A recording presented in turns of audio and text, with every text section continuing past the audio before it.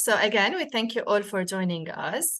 Today, the talk is focusing on the EdTech sector and on the innovations and trends in this field. We will have with us two inspiring speakers in the field. And we're going to start with Nisreen Al-Makkouk. I'm going to introduce you, Nisreen, briefly before your presentation. So Nisreen is the Chief Strategy Officer at Kamkalima. She's an education expert with over 20 years of experience in K-12 schools, NGOs, and UN agencies. She has scaled youth literacy programs nationally and supported UNICEF's Global Adolescent Learning Guidance. She holds a bachelor's degree in psychology, a diploma in special education, and a master's degree in sociology of education from the American University of Beirut. Nisreen, we have the pleasure to have you with us today. I will leave the floor to you to start with your talk, and then we will open the floor for the Q&A and for anyone if they would like to ask you any question. Absolutely. Thank you, Fidel. I'm guessing the language of the talk is going to be English. I'm going to follow in your lead, but it's both. Fine. Yeah. Usually I like to stick to one language, but I'm happy to use both. I also want to encourage all of the audience with us today to feel comfortable asking questions in either language. Because yes, my presentation is English, but Kamkalima is a solution for Arabic. So happy to entertain both. All right, so we're going to start. To start, I usually like to define things that we're going to talk about. So since the title of the talk is on edupreneurship, let's start by defining a few keywords. Education, if we look for the dictionary definition, is the process of receiving or giving systematic instruction. So there is a learning experience happening or a learning transfer. When we look at entrepreneurship, it's basically an activity of setting up a business that is sustainable and creates profit. When we're talking about social entrepreneurship, here we're talking about a venture that is not just created in the hope of making profit, but also in the hope of contributing some positive social or environmental change. Which brings us to the nexus or the intersection of edupreneurship, where we're talking about entrepreneurship in education. Now here, the visual I'm sharing is a very interesting visual that kind of maps out the education space. So the devil is in the details, because when we say education, we think we're talking about one thing, but actually today, when we talk about education technology, what you see in front of you is a landscape of solutions that come into the education space. And as we can see, not all of education technology is in the business of improving learning outcomes, which is at the heart of education. And when we talk about Kamkalima is a solution that aims to improve learning outcomes. So this is a little bit just to set the stage. Now, what we see in front of us here are two pictures taken less than 10 years apart. And they are two pictures capturing the same event. It was the inauguration of the Pope. And as we can see, the behavior of people was very different between these two pictures, especially when it comes to the use of technology. We can see at the bottom how personal mobile phones and capturing cameras and videos really shifted everything in terms of how we live our day-to-day life. And it's the same across many sectors. However, when we look at education as a sector, we see that it operates a bit differently than other sectors. And it's a bit slower to adopt change and slower to shift. So a question worth asking ourselves is, what does change or innovation look like in the field of education? Education as a sector currently faces a lot of challenges, including a model that was designed as a very structured model. So it assumes that one size fits all, or one format of education can be suitable for a multiple variety of learners. Other issues that education systems struggle with is a separation between what happens in the classroom or within the educational system and what is happening in real life. Because if the objective of education is to prepare us for the real world, then it means these two systems should be quite connected, which they aren't always. Limited access to resources, a curriculum that doesn't evolve quickly enough, and other practices of teaching and learning that focus more on the delivery of information from the teacher to the student, with a focus on learning by heart or rote memorization. All of these are characteristics or qualities of traditional systems that are part of the challenges that we face with education today. Now, in addition to all of these problems or challenges that exist in systems, in the region, we have additional challenges. So I'm assuming that all 32 people on our call today can read this simple sentence that's on the screen. I think somebody might be unmuted بالغلط. However, for almost 60% of children in the region, they are not as lucky, because when it comes to Arabic, which is their mother tongue, 59% cannot read and understand a simple age-appropriate sentence. And that is a very big and urgent problem that should be tackled. And in our opinion, it's not just a problem of the education system. It's actually much bigger, because if we can't read and if we can't understand, it limits our ability to learn and acquire a lot of things that go far beyond school. So this is the problem that Kam Kalima is trying to tackle. Now, the title of the talk that I chose was Entrepreneurship as an Act of Courage. And sometimes, yes, a lot of courage is needed to take bold steps. Here, I wanted to share this with you as an example of, this is an experiment called The Hole in the Wall. And I encourage you to read more about it, where we see a computer scientist who changed the way we see learning, because he was bold enough to challenge what was thought at the time, that basically, that basically self-directed learning, children are curious by nature and they can learn without being told what they need to learn. So his experiment was putting some, as you can see in the picture, some computers in some underserved areas with no instruction at all. And as time passed, they saw that a lot of children ended up figuring out how to use the computers, learning a lot of interesting things without necessarily being told that they needed to learn that. And somehow that shifted our approach to how we think about education. So in the next part, I'm going to talk about innovation in education, but I'm going to be sharing with you the story of Kam Kalima to see how did we apply these thoughts or ideas on the ground. So definitely one aspect is the introduction of technology into education, and that can help us in many ways.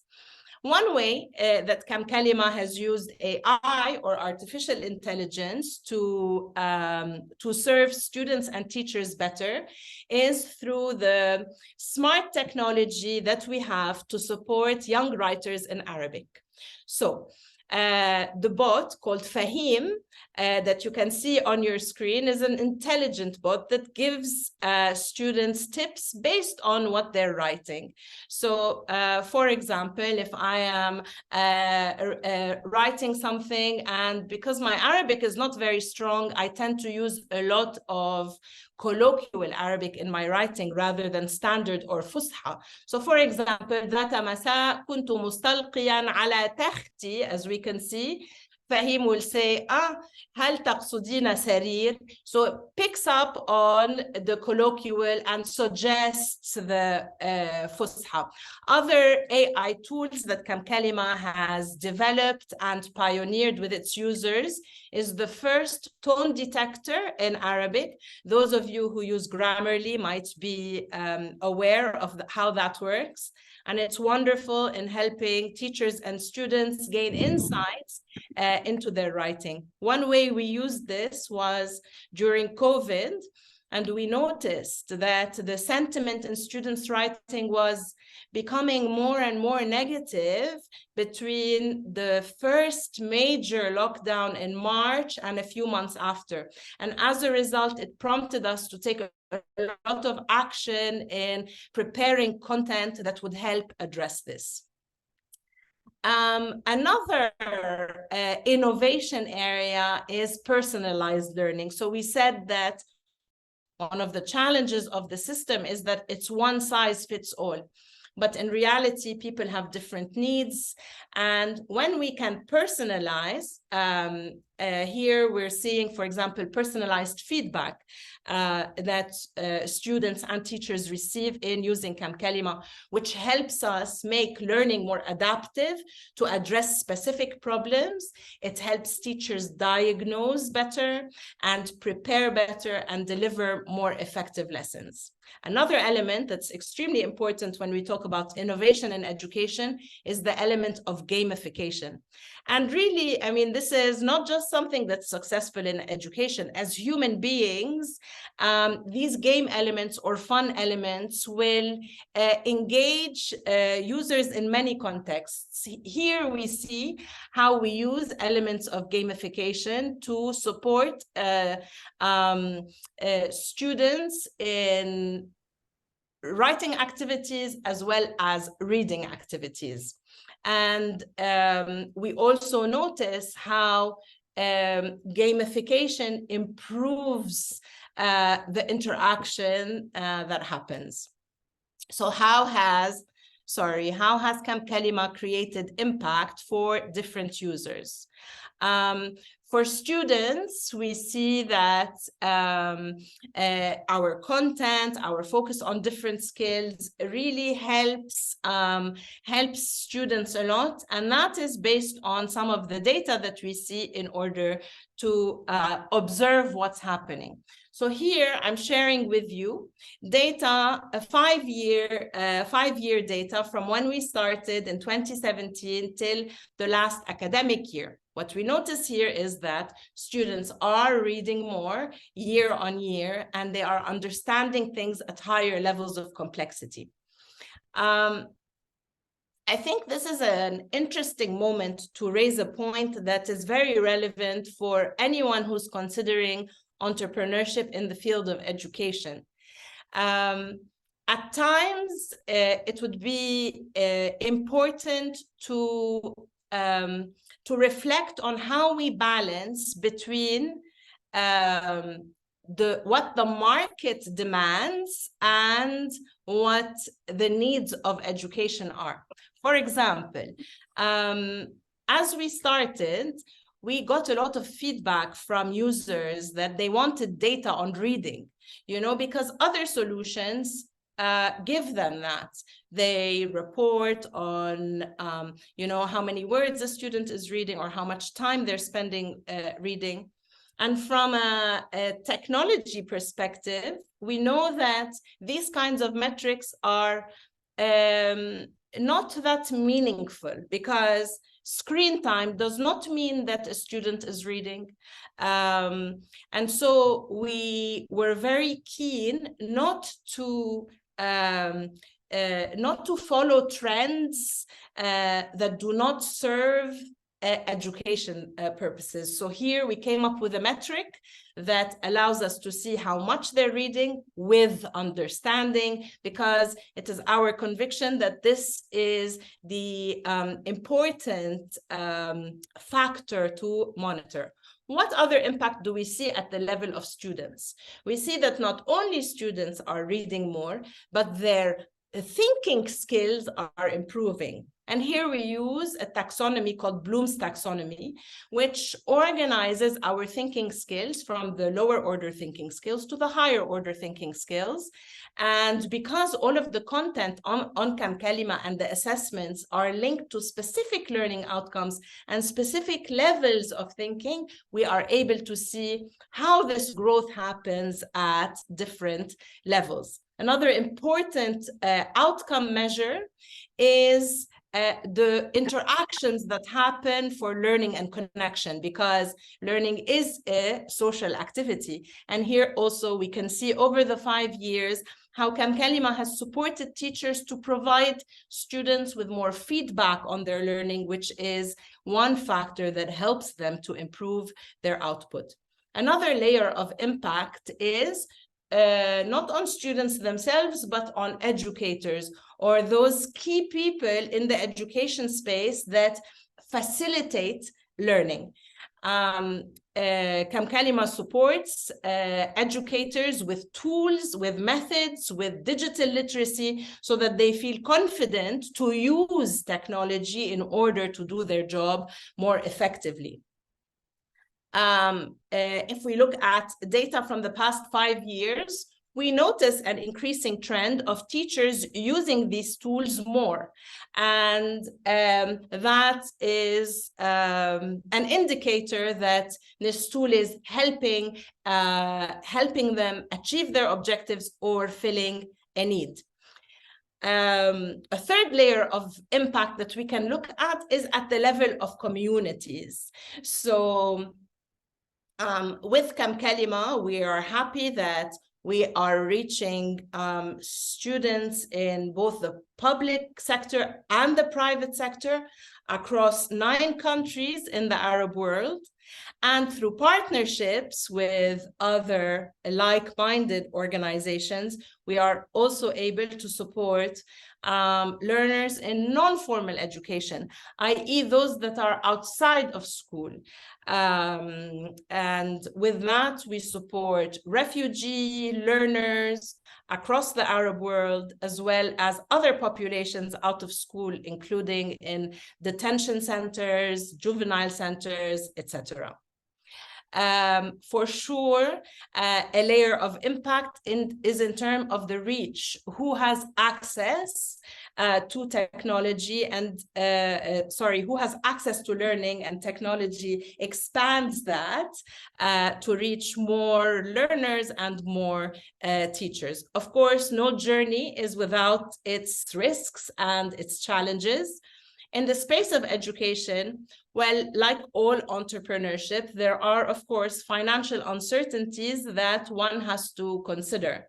The initial period of testing something until you can prove that it works or is effective, that is a difficult period, and it's very important for entrepreneurs to connect and network at this stage. As we said, educational systems are quite traditional, and the resistance that one may encounter can be a challenge, but in order to overcome it, there are ways, and of course it's a worthwhile venture. So we don't want the risk of potential failure to be something that stops us from even trying. What are some strategies to mitigate risks? One is definitely partnerships with established entities that are in the space that you're working in, as well as a really dynamic relationship with the users in order to collect feedback and incorporate it. Here I'm sharing two advisory boards that we as Kamkalima have initiated with our users. We have a student advisory board, which is a group of 10 to 12 students from the schools that we support. They are elected every year. They serve a term of 12 months, and we meet with them once per quarter, and they have the chance to give feedback, to test new features, to think with us about, what's needed, what's working, and what's not. Similarly, we have an advisory board of teachers that support us in much the same way. And finally, it's also very important to create a strong network of mentors and advisors in this space. For us, our partners, schools, other educational partners in the region have been significant sources of support in our 5-year journey. So this is where my talk ends, and I invite all of you to come in with questions or comments. Thank you so much, Nisreen, for this inspiring talk, for really the impactful work that you're doing with Kamkalima. Maybe I have a question, and this can open the floor to the audience question as well. So you mentioned something related to the trends and the actual learning experience and how it can be affected by trends that can be not really relevant to the actual learning experience. So can you, I don't know, share some examples on this level? And what do you think moving forward can be some trends that may be shifting the learning experience positively or negatively?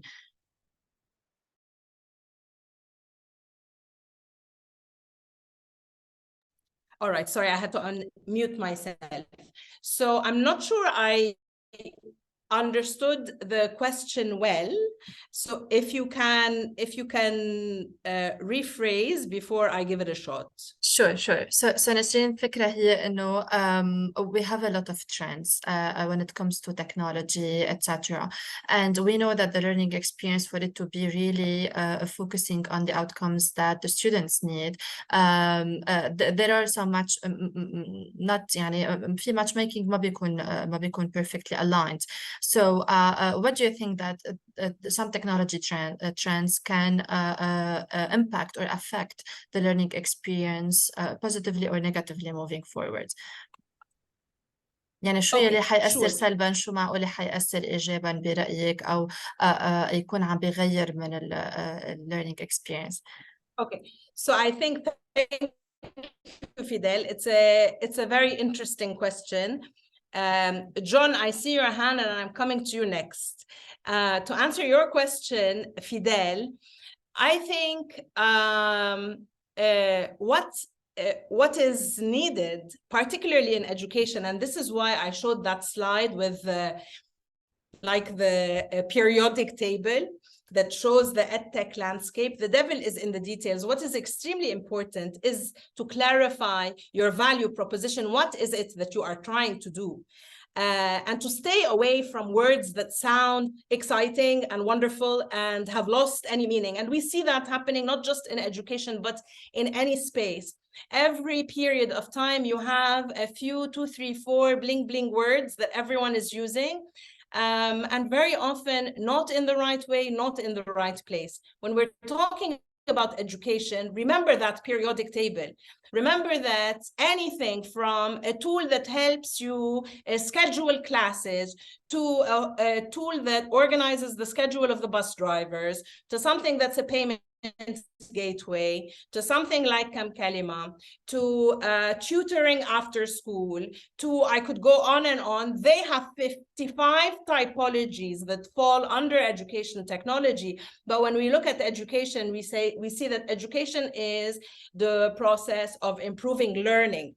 So you see this mismatch. What I'm saying is spend time with yourself developing the idea, Don't be afraid of people who will ask you questions that challenge you, that you may not have an answer to, because that is how you get to the point where you really understand what you want to do, what you want to achieve, so that you can get there. So I hope that I was able to answer the question. John, thank you, first of all, Ms. Nasreen, for your presentation. I just would like to ask Ms., if you may please, about the international standards that governments or the curriculum should use to assess students. What international standards should we use to assess students to scale out or measure how we are advancing towards our goal into improving the students' quality of education? All right, it's a very good question, John. And part of the answer is going to be the same answer I gave to Fidel. So how do you measure progress? You measure progress based on what your objective is. So that, again, it's all about what is your objective. That's the part that we need to get right. And when you look at metrics, how we measure, there are so many ways to measure a single thing.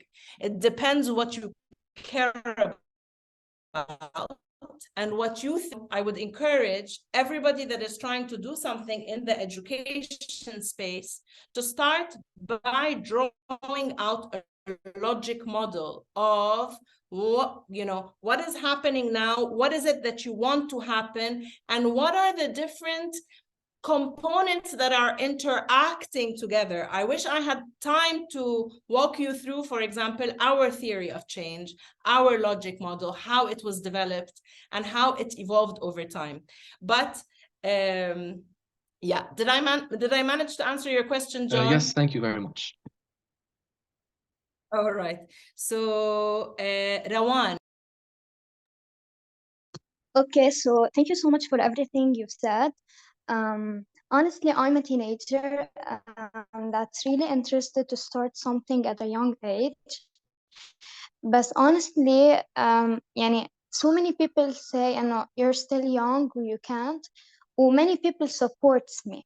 So do you think teenagers are able to start their own entrepreneurships or social enterprises أو حتى idiopreneurship? Okay. Sorry. So I'm gonna answer, Rawan. Do I think that you can, or do I think a teenager can? I don't believe in limitations, but I also believe in realism. So it's all about the balance between the two things. I think young people can have wonderful ideas. Young people can have a lot of energy. Young people can be super intelligent. All of these are criteria that you need in order to do well.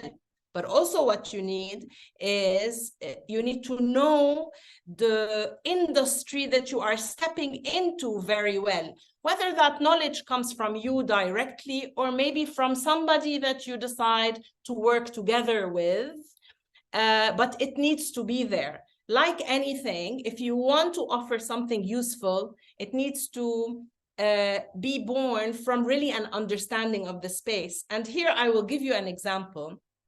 A personal example. So Kam Kalima, I am co-founder, and my other co-founder also comes from the education space. Now, in that space, there are a few other players. The feedback that we get is the areas that Kam Kalima works, that none of the other tools do, is only because we are from within that system and we had the knowledge of, okay, this is how schools work, this is what's needed, and anything that delivers a service to education kind of needs to be able to do 1, 2, 3. So we put that as a requirement for us and delivered it. And then you see that from the perspective of the users, they see one solution that somehow fits very well into a school, and others that are good, but they don't fit as well. So where does this difference come from? This difference comes from knowing your target industry well, whether it's through you or through a partner or through, you know, intensive research and effort that you put into understanding it. So of course, there are wonderful things that you can do. Don't try to do things alone. And don't be afraid to learn. I think everybody should be comfortable to be a lifelong learner. You know, you don't stop learning at 18 and then, or once you start working, you don't learn anymore. This is something that you will continue to do as you finish your high school education or your university, or even as you're working. Yes, you're right. Thank you so much. It really helped me. يا هلا. John, is that a new hand or نسيت تنزلها؟ No, if I may please ask another question. I just want to ask, how can we minimize the risk of students depending on AI in their education? Like how students are depending on ChatGPT, for example, to do their assignments, or the slight risk that students might depend on grammar AI bots to fix their grammar without actually taking care of these. It's a very good question, John. So like, you remember the example I gave you about Fahim and the bot and all of that? Yes. So we like, we used to get these questions. So how does Fahim work? Fahim, excuse me, will not fix your mistakes. Fahim pops up on the side and kind of reminds you what you need to remember to apply at this point in time. So it's a trigger, like, hey, you know, let's say, for example, you started a sentence with kana. Okay, كلياتنا we learned إنه كان this is what it does, بتنصب الاسم بترفع الخبر بلي بلي بلو. All right, great, we learned the قاعدة, but maybe we don't know when we need to use it. So rather than having AI come and fix something for you, no, as an educator, I want to use AI to give me the tip that I need when I need it. So I don't want a whole grammar book to look up kana, and I don't want it to come and fix things for me. I want to take the action myself, because that is learning. So again, this goes back to my answer to Rawan. When you understand how things work and how they should work, you target it that way in order not to basically introduce AI to do things for the student, and then kind of they're not learning anymore. Okay, thank you very much. Amazing. Thank you everyone for the questions. Anyone else would like to share anything or would like to ask anything? We have Carl. Yes, hi. Hi. I'd like to ask something. The students will be using the AI to learn, بس هلا ال AI it's still booming، بس بعد التكنولوجي very new، وال AI كتير متعرض انه يعمل mistakes هو وعم بيشتغل. So ممكن مثلا ال AI يكون عم بيعلم الستودنتس اشياء غلط ويعطيهم misinformation، او how is it going to work exactly? Are you asking generally, or are you asking about كم كلمة? كم كلمة specifically. Okay, all right, great. So when we talk about AI, we need to ask, how was this model, this AI model developed? What data is it learning from? That's extremely important. So in the case of كم كلمة, the information that the model is learning from, we have control over. And that's why it takes time, because a model needs to learn from accurate information. If the model is learning from any information, then the likelihood of it producing the results that you cannot rely on is, there's a higher likelihood for that.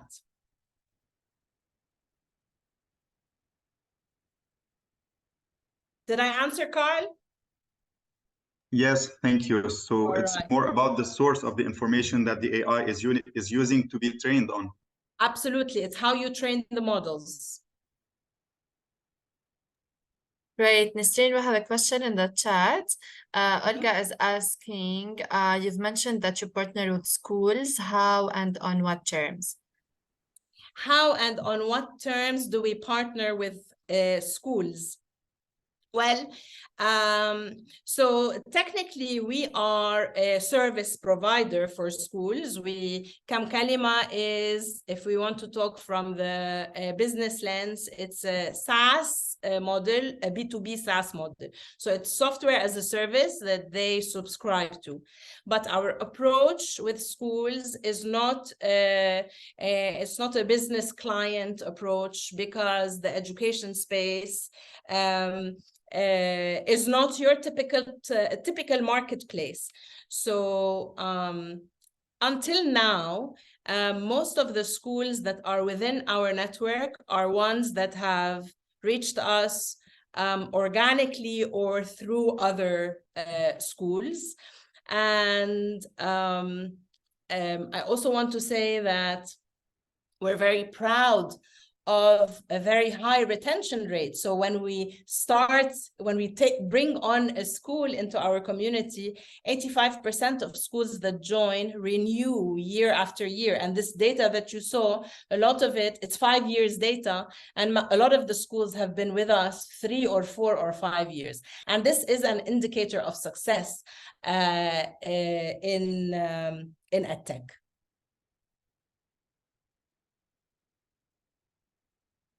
Now, Rudy is going to start being upset with me because I think I am entering into his time zone. So we're good on time, actually, but we have one last question in the chat. I'm not sure if this is something that you can answer, Nisreen. How can I get funding for my project if I'm not making money from it yet? Well, okay. So making money from your project is not the criteria to get funding for your project. So don't necessarily link these. You can raise funds for a project that is pre-revenue. But of course, you making money from a project is what is regarded as like a validation from the market. And if you can get somebody to pay for what you are offering, it means that what you are offering is valuable or needed. But there are other ways to prove that what you are offering is valuable or needed. This is where, you know, like you can use not revenue, but maybe number of users or testimonials or interesting case studies. Yeah, at the end of the day, it's all about how clear things are, like your idea, what do you want to do, and your ability to communicate. These are maybe softer skills that don't sound as, you know, big and mighty as other skills, but at the end of the day, these are the skills that can get you from point A to point B. Having a clear idea and being able to communicate it effectively. Amazing. Right. Thank you so much, Nisreen. We're gonna give now the floor to Rudy, and maybe at the end, if anyone still has any question, we can stay here to share with them. Again, thank you so much for all your insights, for the great work that you're doing, and this is really valuable, and we need more people like you to really be part of this field and of this industry. If I may ask you, please, to stop sharing so we can give the floor to Rudy. Okay, amazing. So the next speaker with us is Rudy Shushani, founder of Crypto Talks and DX Talks. Rudy is a tech professional with over 23 years of experience, who has been instrumental in driving innovation and transformation in organizations across ICT governance, cybersecurity, fintech, blockchain, and digital transformation strategies. With a degree from UNISA, South Africa, and executive leadership training from PwC, Stanford University, and Boston University, Rudy is recognized as a top 50 global thought leader and influencer in technology and top 100 leaders in governance. We are so happy to have you with us, Rudy. I know that the talk will be focusing on metaverse, AI, etc. So I will leave the floor to you to start. Thank you, shukran. Hey, the talk is about technology. I'm not an educational professional. It's a very high level remark. Not like Nisreen. I love what Nisreen does, and I love what Nisreen do, لأنه she is one of the few that are specialized in this, not just working in the field, but she has the data, she has the science, she has the background, and the experience. So it's very important to listen to her more on the educational side than me. Anyway, let me start with my presentation. This is why So- actually, Rudy, we really appreciate both perspectives on this Exactly, level. exactly.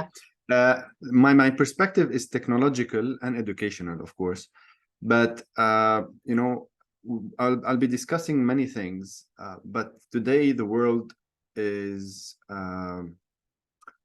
changing. Today the world is empowered and pushed by technology, and then we can adapt this to anything we want. And this is where the revolution of education I'll be discussing now of how it's gonna be. So let me jump quickly, and here we go.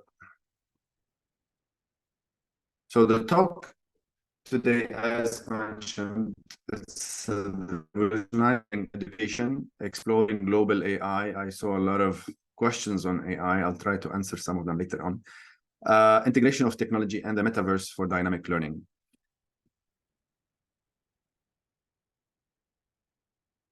But I want to start with something very personal, that not all of us learn the same way. And that's a problem. At least personally, it was a problem for me. Before I leave Lebanon in 1990, I was really battling and suffering from the current education system. I was in a French school, and I couldn't take it. You know, a lot of things happened with me. I could not get my education in the right way, especially on the French side. That was too complex for me. So, and then my memory is a visual memory. So imagine تاريخ وجغرافيا, you have to memorize them, استظهار وبويزيات, and so many other things which I could not ever handle. And I never handled until today. I don't have to anymore. But when I moved to South Africa, I discovered that there's another system in the world, and it catered for everyone. It catered for people who are underlearners, who are visual, who are different things, and then we'll go into this. And in Lebanon, actually, we didn't have a system, even in the best schools, to cater education for different people. We had one system that everybody had to, in the end of the day, go through and do the baccalaureate or do the brevet and then do the baccalaureate and then finish from school. If you succeed, you succeed. If you don't succeed, tough luck. When I moved there, I directly moved from a very battling student to a top A student immediately, the same year. And then they had different grading system, different level system. And we're not talking AI here, we're talking pre-AI. But that gave me a big push towards the future. And now, while preparing this presentation, I was like, it really makes sense. And today we can definitely empower it with artificial intelligence and the technological tools that we have to make it even a better experience. And this is where things have shifted from the way it works to something very focused on every one of us. So we are living in an age of disruption. We're no longer the same. We cannot continue the same. I want you to watch with me this small movie about the Industrial Revolution so that you know where we are going and where the world is currently at and actually going furthermore. So let me play it quickly.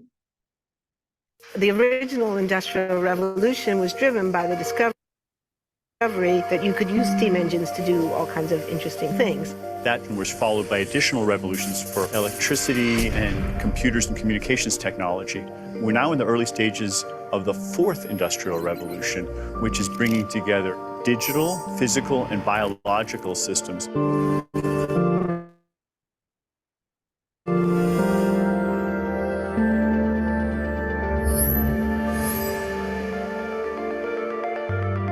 One of the features of this fourth industrial revolution is that it doesn't change what we are doing, but it changes us.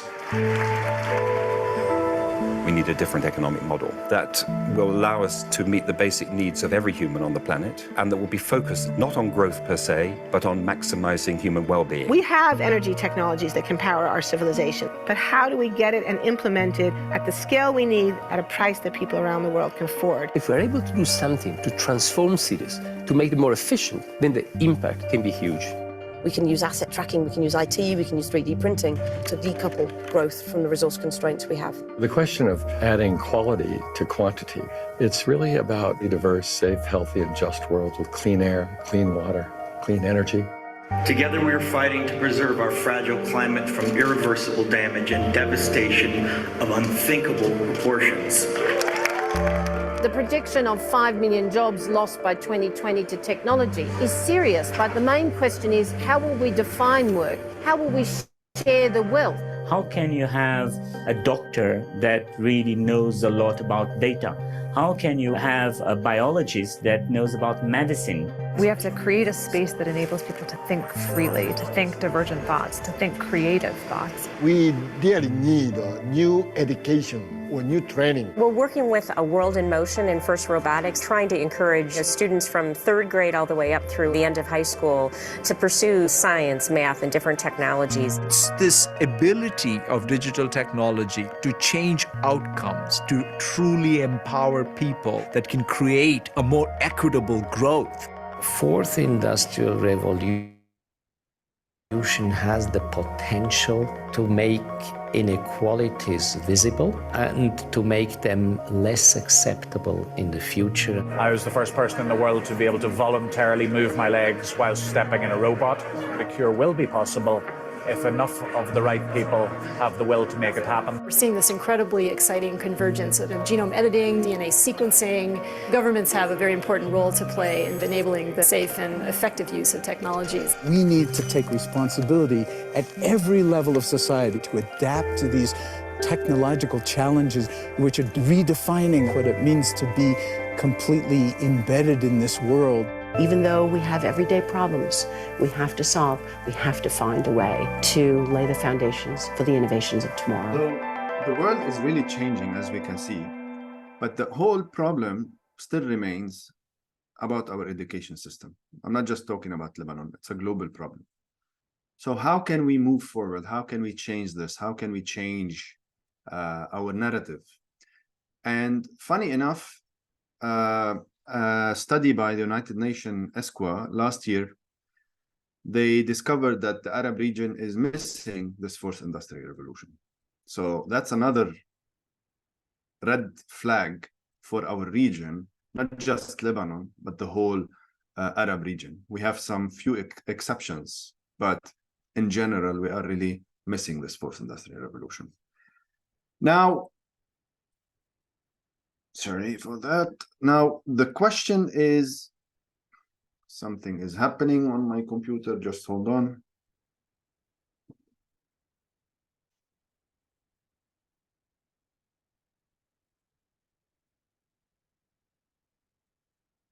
So we're moving from Industrial Revolution 4.0. This is where we're going to.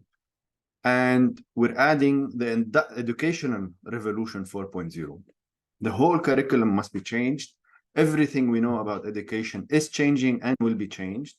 So this is the SDGs. We no longer just need to focus on SDG 4 in this specific sense. We need to add to it also other SDGs in light with it. They have to be coupled. Was it SDG 9, infrastructure and innovation, and so many other things, because again, education alone cannot function without technology now, and technology is the enabler. It is the tool. I'm not saying it will solve everything, but it is the tool towards something better. And this is where we need change, innovation at unprecedented times. It's happening. It's very fastly happening. And if we ask who is leading today the digital transformation as a whole, all of this running away towards digital aspect, it's not the government, it's not the educational boards, it's not the CEO or the directors, it's not the CTO. And guess who? It was COVID that really pushed the digital agenda. And if you see in the previous slides with the screen, you can see prior to 2020 versus 2020, we saw 3 times, 4 times more adoption of education in general in the space of technology or anything related to technology. So COVID was really an initiator or a catalyst of change. So let's find out in general what's happening in the world. I know many of you know most of them, but let's focus on them, try to understand more where the world is going. Remote, online, and blended learning has really become a thing. It was there, but it wasn't really empowered. Everybody you talk to, it will never happen, it will never happen. Well, we had to adapt it over a night. It wasn't the best experience, but it is something that today everybody is started thinking towards adding into their space. Personalized learning path, and this is where, for example, it could have solved my educational problem, which is tailoring curriculum to individuals. Real-time feedback and assessments. We had paper and pen, and then they were automated to a digital aspect. Not all of us today, they actually experience this, but things are also changed. We love the feedback, direct feedback. It's not just the assessment. We'd love to understand why, and today it is possible. Adaptive content, so it depends on how my material is moving, and the content can be fixed based on that. Am I taking too much time? Am I not liking the material? Am I not fixing the material? You know, all of this could be directly fixed while we move. Intelligent tutoring system, it's on-demand assistance and explanation. So we are seeing more and more of this. It's not just in class anymore, it's moving towards a digital aspect. Data-driven insights, where analyzing data performance of students. Now we can understand every student, how is he functioning. This is an extreme scenario. For example, in China, it's an extreme scenario. I don't like it, but the idea of it, that they can focus on every student attention span, if he is reading, listening, or whatever, directly in the class, and with that, directly feedback to the instructor. And here we can identify vulnerabilities in classroom from students who are not able to cope with such problems or such learning path. Gamified learning has become a thing. It used to be, you know, more corporate or sometimes used on different things, but now it has become part of what we want to be, because guess what? If it's 2D, very flat information or whatever it is, it's not gonna be something cool. Virtual and augmented reality. And who doesn't know what happened with Apple? I'll try to share later on a small scenario. Natural language processing, such as the AI, to allow interaction with queries. So it's not a one-way anymore. Data is no longer just data. We can interact with data. Collaborative learning to facilitate teamwork and cross-disciplinary across different places, locations, and so many, even with instructors. So it's a two-way. Continuous learning path. So it's no longer just this is the path that I have. No, it's a two-way again. As you can see, I'm saying two ways, maybe multiple parts. Global cultural perspective, connecting local, international students, and they are driven by insights. It's no longer the difference of culture. No, it's about the data. Teacher support, they can have a lot of assistance from this. And lastly, open educational resources, which are available and free and open for everyone to increase and enable them as educators and as students. So something happened 9 months ago, and ChatGPT was introduced. It is for me a fundamental change, such as Apple 2007 event releasing the iPhone. It is that momentum.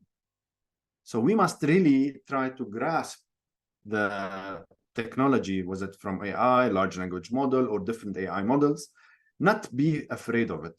We had a question, I think, earlier on, should we limit or should we not limit our students? How do we know? There's a lot of ways it's just a mentality of trying to work it with the students. Now, for example, some of the universities, they enabled adding ChatGPT as long as they source that they are adding AI model to them, to the research.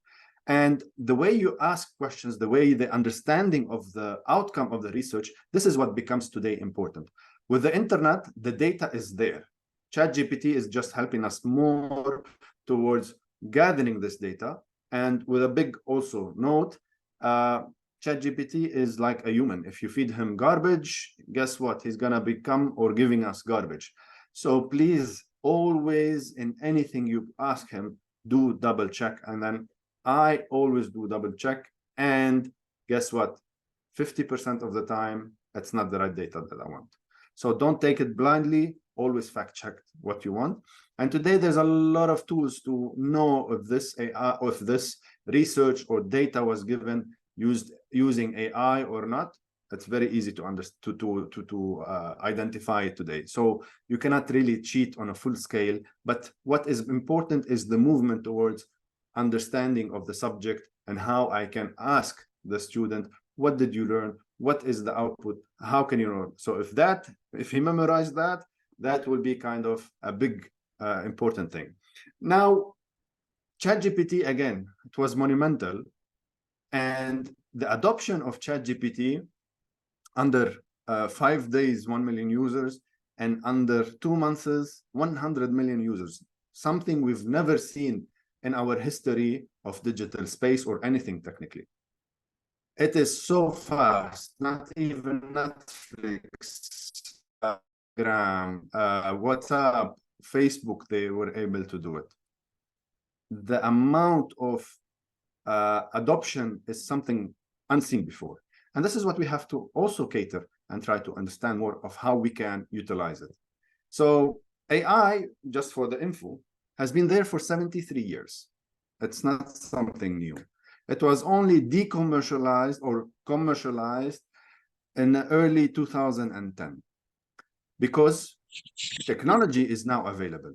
The access of technology, the price of technology made it available. It started being available early 90s, late 80s, early 90s with the introduction of personal computers, but it was still super expensive. Today, it's super cheap to just rent something from the cloud, put your full-on calculation, whatever you want, and then shut down the server after 6 or 7 or 20 hours, and then pay a very minimal price. So accessibility to AI has become very easy. AI, look at ChatGPT, it is based on AI, it's giving you utilities, but guess what? Every transaction that you do is between $10 and $17. So it is very expensive to be actually function ChatGPT and how it works. But again, on the age of AI, we're still early, 73 years, and it's still early for us. Look at where we are going. The pinnacle of what we think today is the age of AI actually is nothing towards what's happening in the future. There's still more. Only if you saw the last 9 months is how many applications they were created. It's unbelievable numbers. We are really here in the age of narrow AI. It's about one application, very specific. Driving a car, generating text, identifying whatever. So it's very generic, very specific, sorry. reaching the artificial intelligence, general intelligence, will take us between 30 to 50 years. Some of the news are saying it's going to be less. Well, we don't know what's going to happen tomorrow, but the current trajectory possibly within the 30 to 50 years. And AI is not familiar to us. It mimics us. If you look at our biological neural network in the bottom picture, when you see a cat, the eye takes it and try to analyze it and then send it to the brain. The brain's trying to define it versus whatever he actually saw in before, and then categorize it, and at the end of the day identify it as a cat. Similarly, with a computer neural network, it does the same. So they are trying to mimic our mind.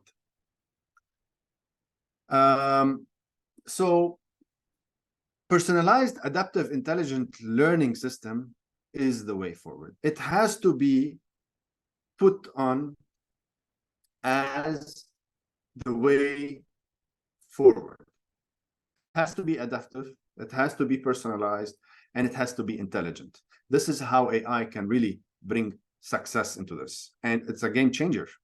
To give you some of the examples, we have Cogni as AI powerful virtual tutor that provides instant feedback on written responses, helping students improve their writing skills, for example. Similarly to what Nisreen mentioned, that it's an assistive. It doesn't give you the right output or the right answer, but it helps you understand why. It's very important.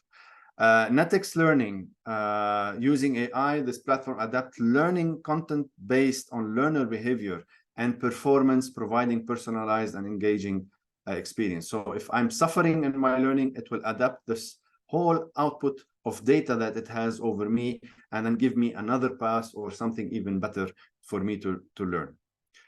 Newton is an adaptive learning platform that adjusts the difficulty of content based on individual student performance. Again, it is personalized, adaptive, intelligent learning system, and this is what we're going to see more and more. And this is where Kam Kalima comes in for the Arabic, because we are having problem in the Arabic language. And then I was happy to see that Kam Kalima won the 2022 UN Digital Arabic Content Award. I was a judge last year, and I barely saw any Lebanese startup there, or company in this case. So I was sad because they didn't make, I only saw one company which unfortunately didn't make it. So we need more also on this. And then in the end of the day, we are living in an Arab region, and then we are learning Arabic.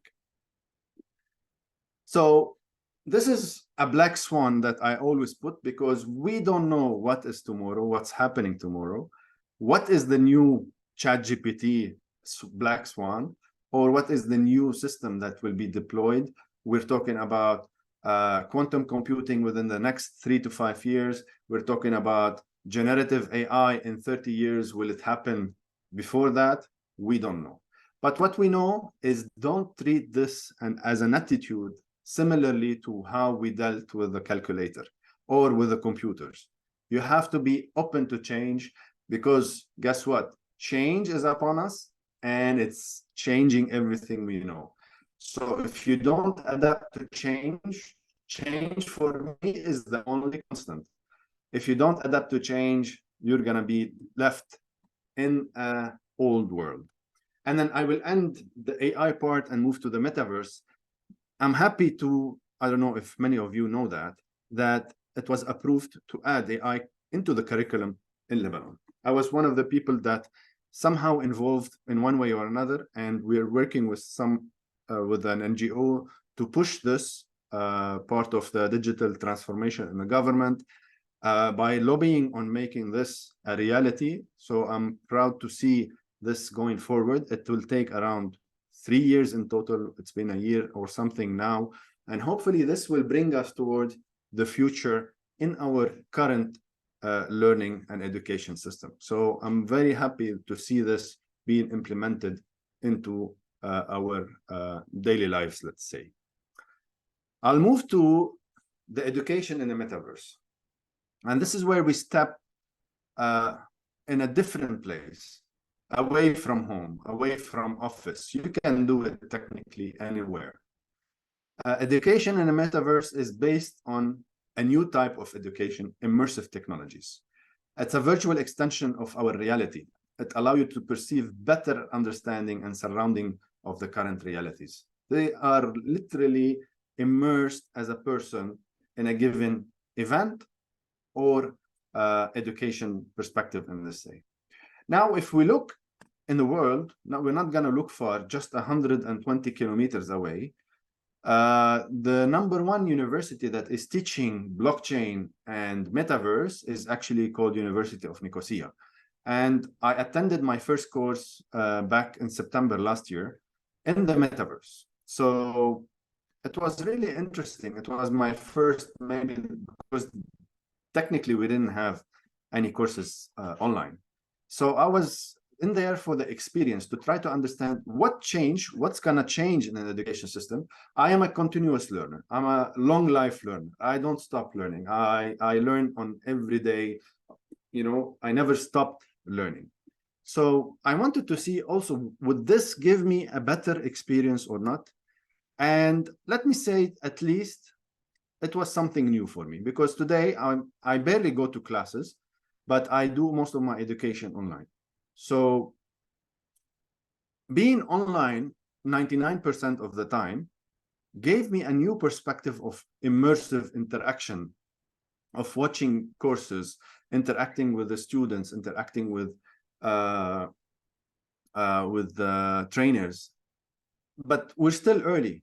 This is an early version of something more advanced. Again, the metaverse is the early function of the new internet. So it will become much, much more. We need the technologies, and we'll show you some of the technologies later on. But look at what did Nicosia, University of Nicosia did. They went to NASDAQ and they published that University of Nicosia is the first university in the world of metaverse. They did amazing advertisement, and they have 15,000 students every semester. So they are doing an excellent job just across the sea from us. If they were able to do it, why not us?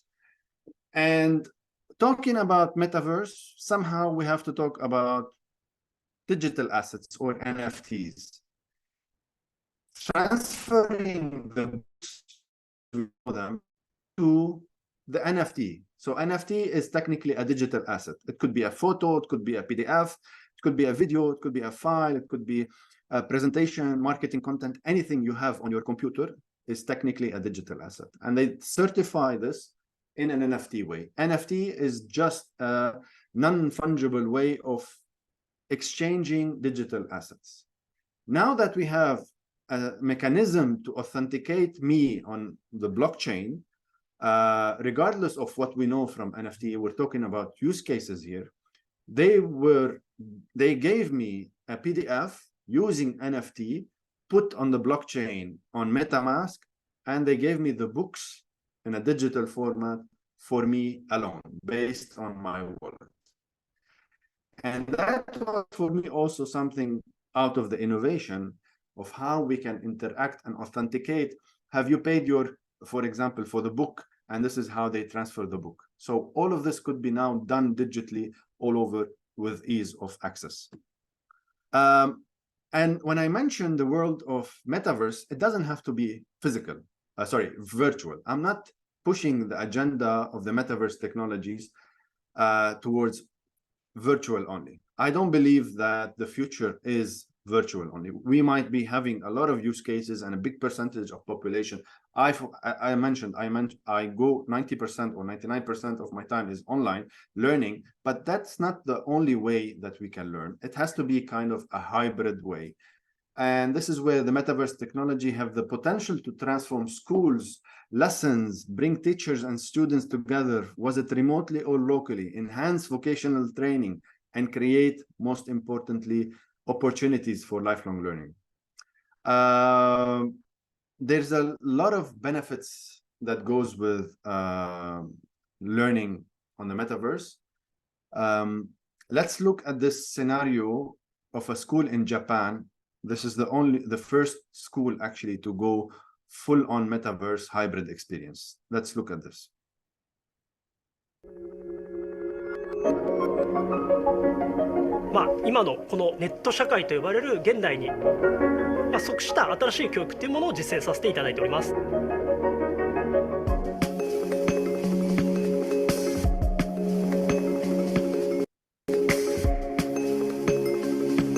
そもそも我々 N 高等学校は多くの授業であったりカリキュラムというものをオンラインで実証しております。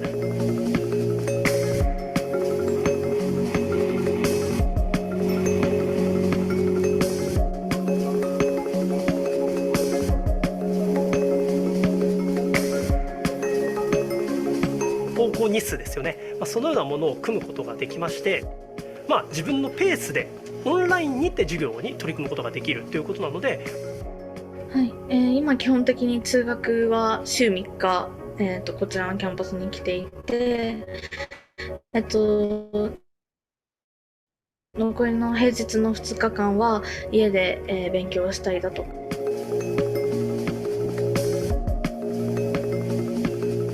普通の日本の教育だとどうしても先生生徒のような形の立場になっていくものを、我々は所属コースとかに関わらず全ての生徒に、複数のメンターがついておりまして、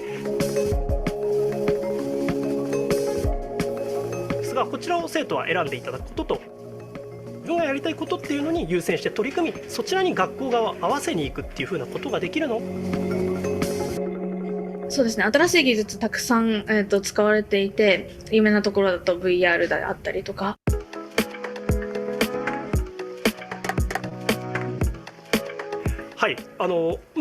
視覚、それから聴覚ですね、こちらが360度 VR 空間の教室と音声も同時に切り替わるため、たまにこれちょっと文で見た時に分かんないなと思った時とか、じゃあVR 使って実際にどんな感じか見てみようっていう感じでたまにやる感じですね。自分が触りながら学習できるのは結構身近に感じやすくて身につきやすいかなと思いますね。I like in high school because the teachers will support what you really want to do, whether you have an interest that's not like the traditional subjects. So this is you can still a totally new experience in the education system. They don't just adapt technologies, also they change the way it is done. How many days you can come to school, it's a better experience. You have a mentor. When did we have a mentor in school? That is something I never heard of. So there's a lot of adaptation of new methodologies and ideas. But again, I don't believe that we will lose this hybrid model. We need the physical touch. We need the humans. We are, in the end of the day, humans, and then we need that in between. So we are living in the age of digital disruption and opportunities. What do we need other than learning AI and data science and blockchains and whatever, all of those names? We need reskilling. We need to update our skills, especially on the working side, because a lot of jobs that we are hunting for today, they will actually not exist in a few years. So according to World Economic Forum, the top 10 skills that we need are creative thinking, analytical thinking, technological literacy, curiosity, and lifelong learning. Curiosity killed the cat, but it actually made it much more adaptable to those lifelong learning and change, because change, again, is the only constant. Resilience, I think we as Lebanese, we are highly resilient on this, but we need to push more on how we can understand and then put ourselves on the forefront. System thinking, as you can see, most of them are cognitive and soft skills, not technological or hard skills such as AI and big data. So the future demands from us more of soft skills and cognitive skills rather than technological skills. I'm just going to give some numbers of what's happening in the world, at least around us. There's a strategy in Dubai called the Metaverse Strategy. They want 40,000 remote jobs. So you could be focusing as a student, as a graduate, as a professional on how you can align yourself to those 40,000 jobs. They want 5 times number of blockchains and metaverse companies. There's billions of dollars being invested in UAE just for the metaverse and AI in specific. UAE has amazing, the first ministry of AI in the world. How can we tap into those, working from Lebanon, supporting in Lebanon, but also trying to compete in Lebanon towards the future, trying to have more ideas coming out of Lebanon and then generating more. So I just want to last ask you a question in the chat. If you know what is this, please put it. I hope you do know what am I talking about. I'll give it 20 seconds. If you know what is this, put it in the chat. If you don't know, we'll continue in 20 seconds.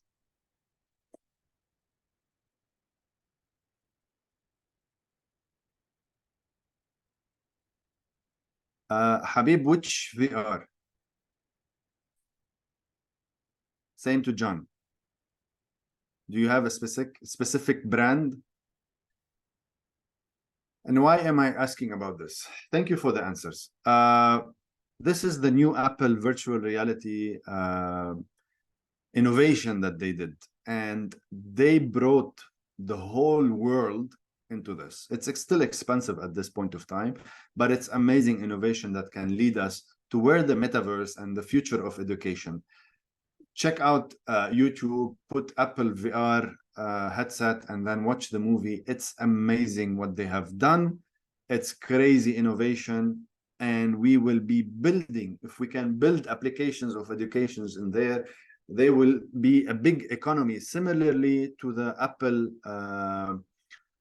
Apple store economy, and will make, of course, Apple more rich, but us more involved in how we can bring more innovation and more application into this.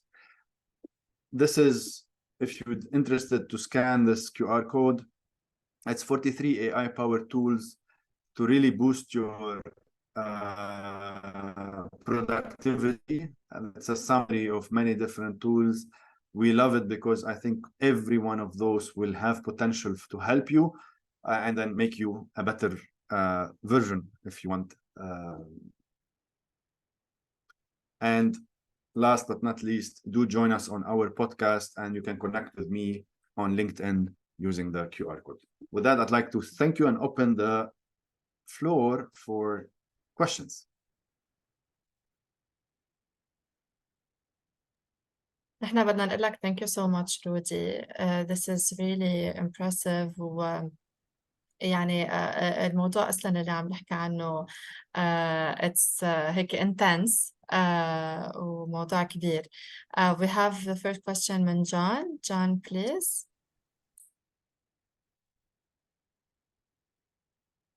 You can unmute yourself, John, and ask Rudy. Thank you. First of all, thank you, Mr. Rudy, for this presentation. I just want to ask, because I have been a bit biased, a bit maybe, or I tend to believe that AI is a bit dangerous because I think, and based on my very, very basic and very not really deep understanding of the subject, there is a slight chance that AI could become independent of humans if we give it enough data. Now, I just want to ask you, because of course you're an expert, you know more about this than me, than I do, and you also mentioned that you don't believe that we should be afraid of AI. May you please expand on this opinion of yours? Thank you very much again. Okay, thank you. We should not be, and we should be. Okay, it's a double-edged question. We should not be because there's a lot of innovation, similarly to a knife. You know, if I give you a knife now, you can kill me, or we can cut cake and then enjoy the day, us together. So it's a double edge again. But the world unfortunately doesn't work this way. There's always a bad actor somewhere. And how AI could evolve, that's why Elon Musk and so many other leaders are calling for more control on the AI algorithms and so many other things. And that's why the United Nations is pushing a global agenda of ethics on the AI. So there are fears, of course, of where AI could take us, but not as easy as you mentioned based on the data itself. No, but we're advancing, you know. But where will AI go? It's gonna go somewhere. We love where to go, but in the same time, it's gonna be scary. Now, there's always, again, a bad actor. So if we put all of the regulations, all of the laws, all of the ethics in there, guess what? There's always a nation or somebody who is bad and wants to create that AI to control the world. Will that happen? There will be many trials, of course. Will it succeed? Only time will tell. We don't know, as long as how things are working. Today, when we went online and then when we took that risk to go online, there are many attacks, many vulnerabilities, and many things that can happen to actually hurt us. Yet we survive. Yet we are, we make it.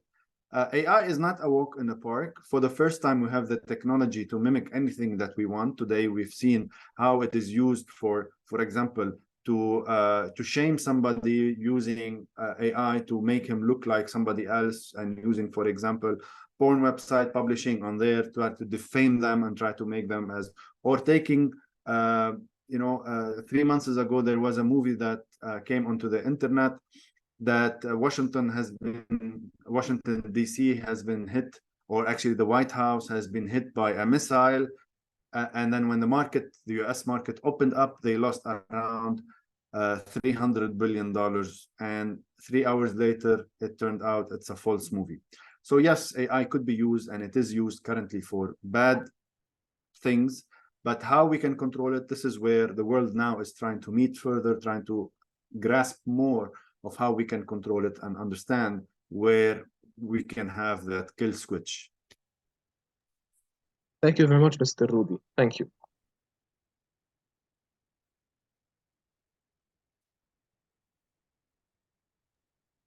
Thank you, Rudy. Thank you, John, for the question. حدا غير عباله to share anything or to ask Rudy any specific question?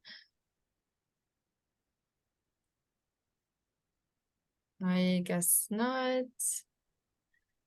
Okay, so again, thank you so much, Rudy, for sharing all of these insights, trends, innovations, activities that are happening around the world and around us on this level. It's really impressive and interesting, and we'll be on the lookout to see what's gonna come next.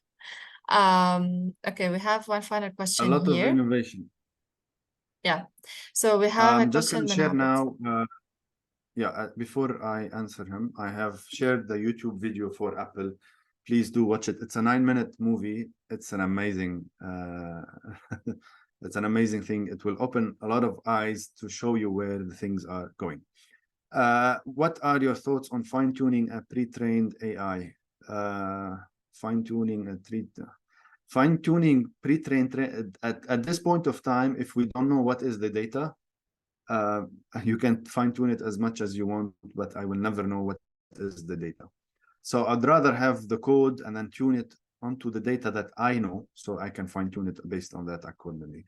We can fine-tune as much as we want currently, similarly to ChatGPT, but in the end of the day, we will never know the actual output, and that's why there's a term called hallucination, AI hallucination. So I don't know what will AI give me with all of the fine-tuning. What I do on a personal aspect today, because I'm not investing in terms of from scratch, taking the code and then, because there's a lot of open sources of large language models, such as Facebook, such as Falcon in UAE, and other good models. And then you can tap into those if you are interested, and then you can train them on your data. But today what I do is I try to recalibrate a little bit as much as I can. It's a certain percentage. I say, I know, in fact, it will not be 70% or 60%, but I try to re-give the ChatGPT data that I want to actually go and work on. So I put them in the context of what I want, and then I fine-tune them, and then I work from there. But again, this is not a 100% solution. Thank you, Abed. I just realized that the video is working in the background. Thank you, Rudy. I believe يمكن ما بقى حدا عنده أسئلة. Rudy, Nesreen, thank you so much for being with us today. We really appreciated all the comments, the notes, the tips, and the feedback that you shared with us based on your experience and the work that you're doing. ويعطيكم ألف عافية عن جد. I believe that everyone benefited from what you shared with us.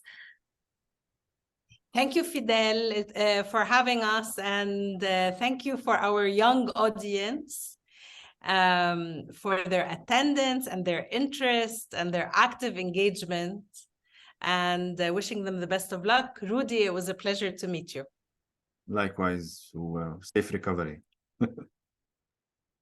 Thank you, everyone, for joining. Thank you, speakers. We'll be sharing the recording on YouTube. Bye, everyone. Bye-bye.